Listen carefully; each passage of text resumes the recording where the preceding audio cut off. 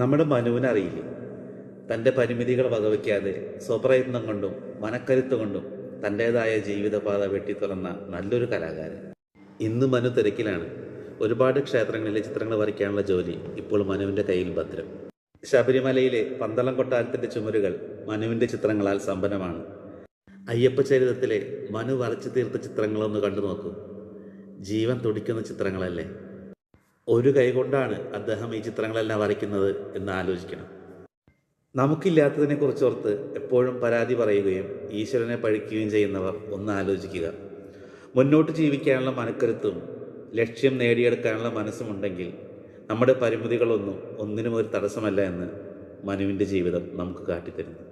ഇനി അങ്ങോട്ട് ദുരിതങ്ങളിൽ നിന്നകന്ന് സന്തോഷകരമായൊരു ജീവിതം സർവേശ്വരൻ മനുവിന് നൽകട്ടെ എന്ന് പ്രാർത്ഥിച്ചുകൊണ്ട് അടുത്തൊരു വീഡിയോയിൽ കാണാം. സബ്സ്ക്രൈബ് ചെയ്യാൻ മറക്കണ്ട.